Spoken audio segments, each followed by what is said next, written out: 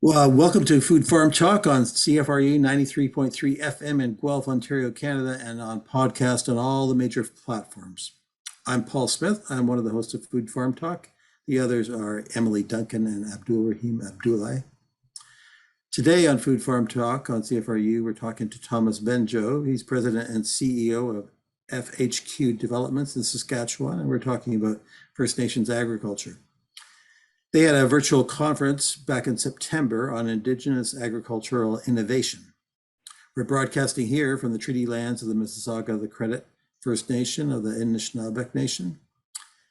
Please follow our podcast and our Twitter, Instagram, and Facebook accounts. So Indigenous people and agriculture have a very long history in Canada and on Turtle Island. The agricultural innovations from Indigenous peoples in the Americas transformed global agriculture after European contact. And European-style agriculture was promised as a means for livelihoods in the numbered treaties in Western Canada, only to be quickly subverted. Over the next couple of months, we'll be doing a series of shows on different aspects of Indigenous agriculture. So we're happy today to have Thomas Benjoe to talk more about First Nations agriculture. Morning, Thomas. Paul. Tanshi, Ani Buju.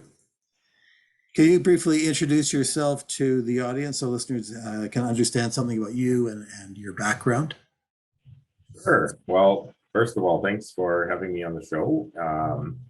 My name is Thomas Benjoe. I'm the president and CEO of FHQ Developments. I'm also a member of the Mesquite First Nation, which is Soto community, but I'm also Cree and Dakota, represented here in the Treaty 4 territory. I guess some of the other titles I currently carry in the market here, I am the chair of the Saskatchewan Chamber of Commerce, and have been helping to lead, new initiatives in the business space and for the economy in Saskatchewan.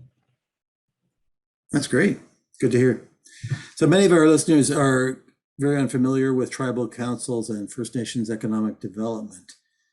So can you talk a bit about FHQ Developments and the File Hills Qu'Appelle Tribal Council and how you do economic development work with all those Treaty 4 First Nations you were mentioning? Absolutely, yeah. So so the Tribal Council, File Hills Qu'Appelle Tribal Council, is made up of 11 nations, and they're spread out throughout southern Saskatchewan, throughout the Treaty 4 territory. We're made up of 5 distinct tribes: the Dakota, Nakota, Lakota, Cree, and Soto communities. So there's 11 of those tribes that exist in the within our territory, and we represent about 16,000 plus Indigenous citizens from our tribal council. And the way that we work, so we're the development corporation, so we're the ECDev division of the tribal council. So our goal here is to build Indigenous wealth, which means Indigenous wealth is a little different. It actually means building community wealth and creating livelihood. And so that's the goal of our organization. So we're actually we were formed back in 2010.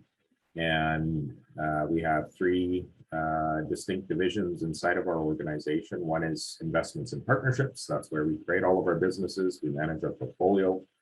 The second division is economic development. So that's building the Indigenous business ecosystem around us and making sure that we share best business practices, but also support and help grow our nation's participation and our entrepreneurs' participation in the economy.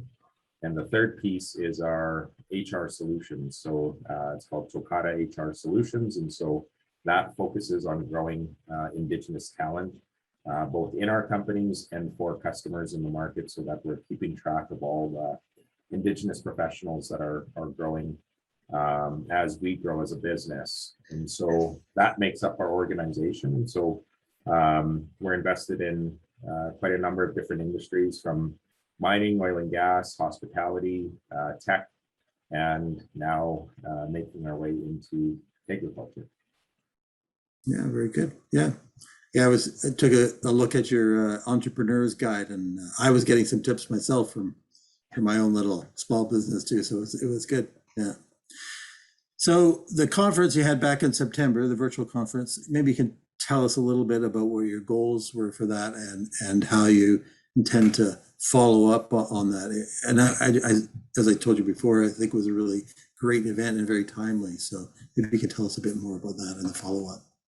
Sure. Well, the goal of the conference was to get our nations and our entrepreneurs and ourselves ready for the opportunity in the Saskatchewan market. We have the protein supercluster that is situated here in Regina. We also have a lot of major investments that are happening throughout our territory. So, new crushing plants are being invested in. Expansion of value add organizations are being invested in within the territory, and so we want to be able to take advantage of that. And so we wanted to change the way that our nations are perceiving agriculture, because typically a lot of our ag conferences that we've attended in the past have all been focused on being producers. So either we're producing crops or we're raising livestock. A lot of our communities, have buffalo or bison, and we wanted to expose them to here's some new opportunities to start to think about. And being that we're an organization that's already in tech, we are looking at investments and ag tech and looking at some of the entrepreneurs we have in our backyard here. For ourselves as an organization, we're not invested in tech yet. We have taken the time to develop an ag criteria paper in terms of what we think we're going to invest in and what we're willing to invest in and how much risk we're willing to take. And so we've developed that. But one of the things I realized early on was that we actually need to go back and work on the foundation. How do we make sure that we have success in the ag sector by setting the right foundation? So when I look at the other industries that we're involved in, there's a foundation that's set. There's a relationship that's built with a lot of the major mines, gas, pipeline, just with customers and government in general. Now, from an ag perspective, a lot of these organizations don't have Indigenous engagement strategies or Indigenous procurement policies. And so we have to go back, build those relationships and build that foundation of support. That way, when we do make investments and start to align our businesses, we'll have a lot more success and a lot more support going forward. Yeah, it's a good plan to plan your strategy first. So you were talking earlier before the interview about how you plan to follow up on the conference with workshops and smaller events. Can you talk a bit about that? Yeah, so we are going to take snippets of the conference and actually expand them a little bit more. So we are going to look at forums and other webinars where we will bring in additional expertise, and we'll just elaborate a bit more on what we heard through the conference, and begin bringing our nations along with us on this journey of these are the things to think about, and here are some of the key players in the market that we've been working with, and they become a great resource for us to begin building those relationships and start to build a bit more confidence in our ability to want to invest more in the ag sector. So that's what's coming, and so we hope to see investments in the future, both for ourselves and for our nations and our entrepreneurs in the ag sector. Good. Yeah, that's great.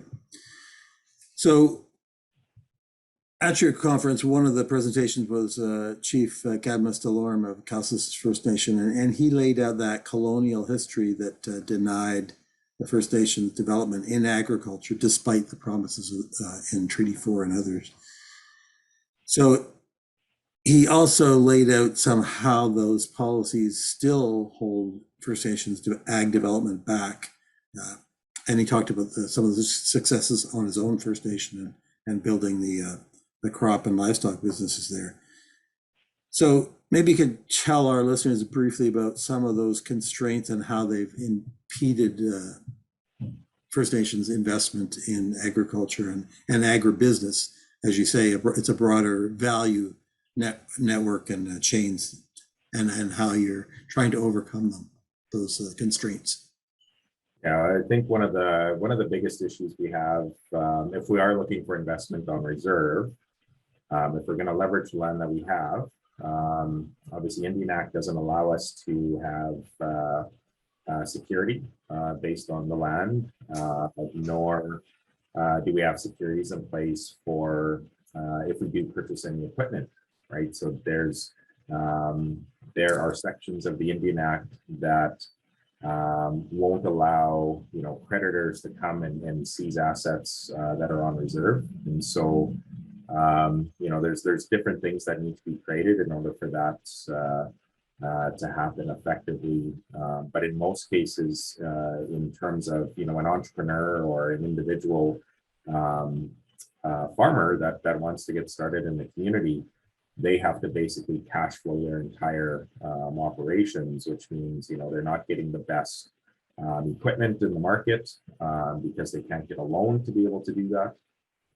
So there's, I think from what you would have heard from, Cowsis and what they're doing, they've had to leverage the community to be able to access, funding for larger pieces of equipment in order for them to get started. So there's the Indian Act plays, pretty or creates a very critical issue for us in being able to access capital. So, yeah, Chief Cabinet identified Section 88, even. He was very specific in the Indian Act that prevented using First Nations reserve land because it's nominally Crown land as a basis for loans from commercial institutions, and that being a constraint on investment. And this is an issue across Canada, and I know I've heard this expressed. I read about this being an issue in terms of at Six Nations south of Guelph here near Brantford. That lack of access to capital was a real constraint on the development of agriculture there, and and he kind of implied that some of that is the creditors and the financial institutions just not understanding how to do it, but there's also the legal constraints. So, and maybe this is out of scope, but do we need, is that an amendment to the Indian Act that needs to be made, or something to be taken out of the Indian Act? I know that's a big topic, of course, Indian Act, no kidding, but that's sort of like, these are all the specific things that would help economic development, right? So I guess there's two aspects. So there's the specifics of should we change the Indian Act related to, and also the banking industry, do they just need to be made aware of how to work with what's already there? Yeah, I think, changing the Indian Act itself, I mean, even if we're just changing one section, there's a lot of effects that would happen on other areas that, might not be seen immediately. So there is, an issue in that process. So, what I would encourage, and why we had, our panel of financial experts was to begin discussing, well, what can we do as financial institutions? I'm a former commercial banker. I know what the loan losses actually look like for on-reserve lending, and it's actually very, very low compared to other industries. And so, what I think, we need to start thinking about, either, through federal programs or provincial programs, or even just with the financial institutions themselves, is be willing to take a little bit more risk, be willing to look at security in a different way, but consider what the loan losses actually will be in those communities, because a lot of times like I said, the loan losses are actually very, very low when you're lending to First Nation. So a little unknown fact that I know people aren't aware of, but it's something that I've been able to experience, working with Nations and their finances. Now, there are a number of Indigenous and Aboriginal and First Nations and Métis financing institutions in different provinces. And I know in Ontario, we have the Indian Agriculture Program of Ontario is specifically formulated to do financing for First Nations agriculture. And so what role do those, and I know Saskatchewan has at least one or two of those, and so what role do they play in helping kind of move this forward in terms of agribusiness development for First Nations? Yeah, I think, a lot of the capital that they get to lend out to communities does come through federal funding as well. But I think, what needs to change is we've been doing loans the same way for, decades, and we actually needed to change. When I look at our organization early on, when we were trying to access these same loans, they're very limited in terms of, well, how much can I borrow, and knowing that the egg industry, $100,000 doesn't go very long ways when you're buying $500,000 equipment, right? And then, that's not even including the inputs and a number of other things that you need to factor in. So when you think about the programs that exist, a lot of them are limited in the amount of capital they're able to lend. And in some cases, if you're going over and above some of the programs, well, then you get into the lending piece, which lending rates are oftentimes very, very high interest rates, which, it's a little difficult. We know what it's like to be in the egg sector and for things to go up and down very quickly, and for you to have to pay back a very, very high interest rate, well, you're essentially setting up that business for failure, or that farm for failure, because we need to have interest rates that are still competitive, that we can manage risk accordingly within the business. So there's things like that need to change, and then even when we think about the programs themselves, a lot of times they're focused purely on capital, and so we're interested in tech, which means, well, we're not actually spending on capital, we're spending on people. We're spending the development, or the asset is the people that we're developing to do our businesses.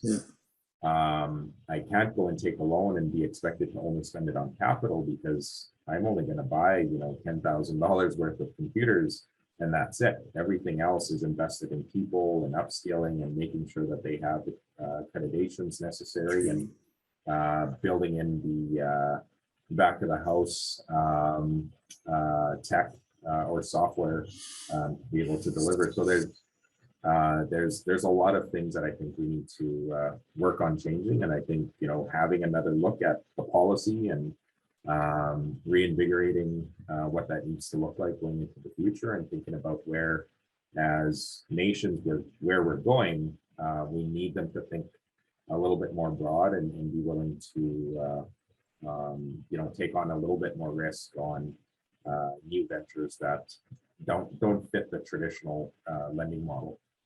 Yeah. Well, that kind of leads into sort of the whole kind of expertise and labor market part of this too, because you've been talking about that, is so for agriculture and agribusiness and value added, the specialized expertise is needed. And there was at your conference with lots of, like Melissa Archon spoke about, a lot of that soil science related stuff and the technology involved in that. And then there was talk of, First Nations agrologists involved in that. And so that's the expertise needed. And as you said, and so maybe you can talk a bit about that, how you develop the First Nations expertise for these kind of business ventures that you're talking about. Yeah, I think, starting early and being able to expose our nations to, and our youth to future opportunities and future careers that's going to be very critical. And that's why, as an organization or as a development corporation, a lot of the community reinvestment that we do is always focused on youth.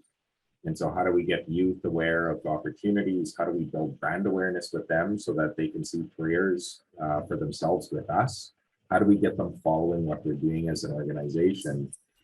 These are all the things that, we're setting up as a foundation and a basis. And then, we have our scholarship programs that, will help to, that we can navigate and support our youth into very specific careers that we're going to need in the future.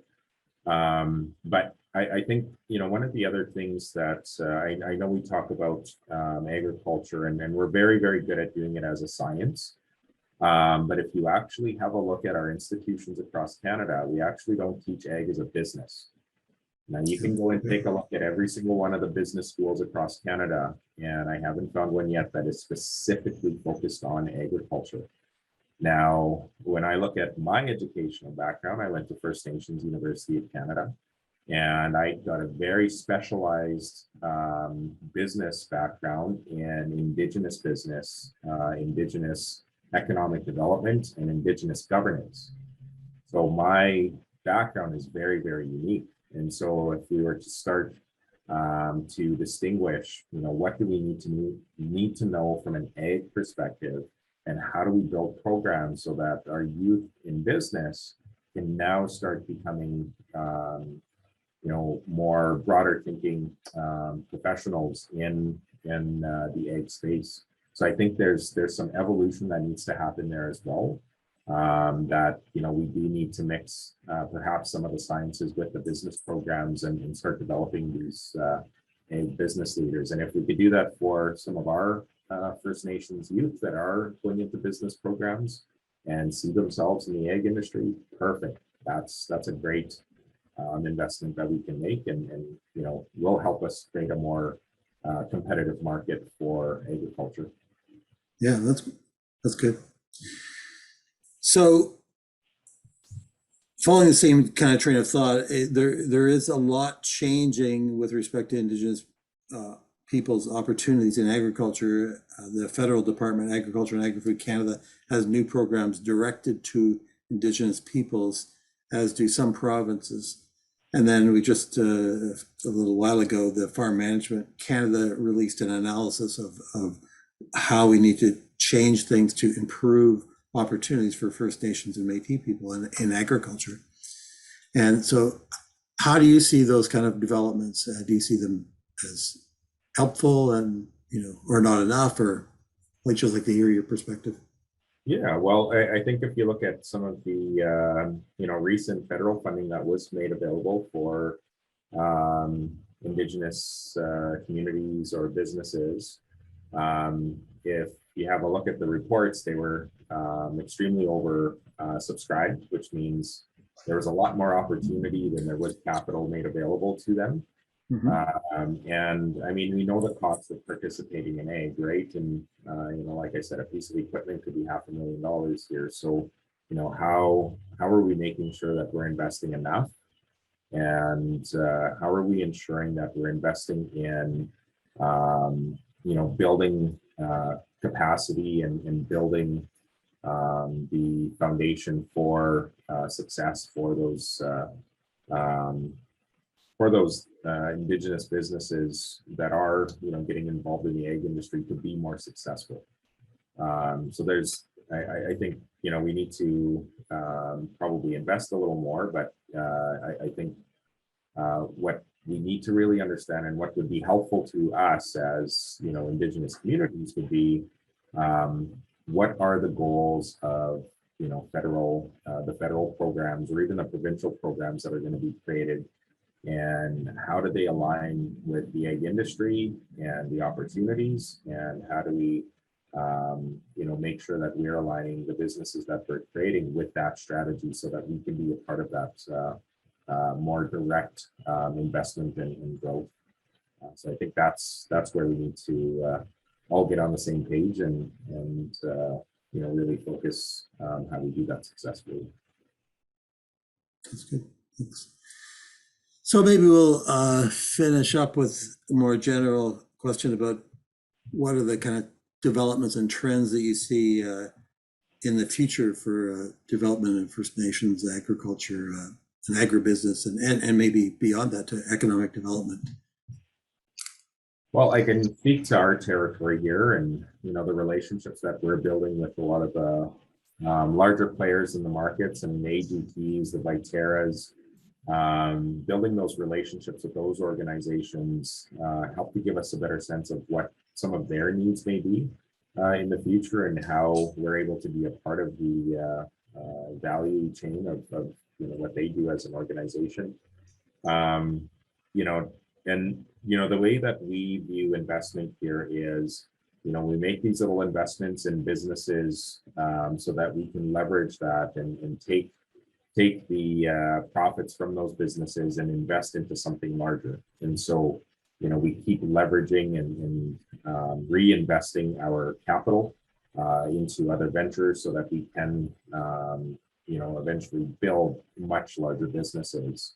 So that's what we're focused on as an organization. I think that's where, there is a tremendous amount of opportunity and, it would allow us to be able to take a bit more risk in the types of investments that we do make. So, we look at the tech sector, and like I said, we're involved in the tech sector already, and we're quite excited about, seeing some of the local entrepreneurs across Saskatchewan that are, creating egg-related technologies. And, I want to be able to invest in those, but we need some pretty serious capital to be able to do that. And so just getting our foot in the door and leveraging up, building some businesses at the start, and eventually raising enough capital to invest into these other more riskier ventures will be how we manage our portfolio going forward.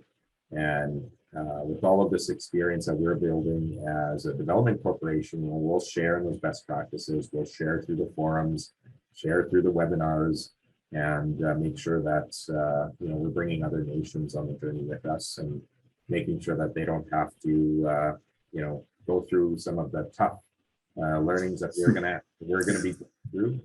We'll be able to lead the dips and learn the tough lessons, but hopefully make things a lot easier for them when they begin to invest in the sector. That's great.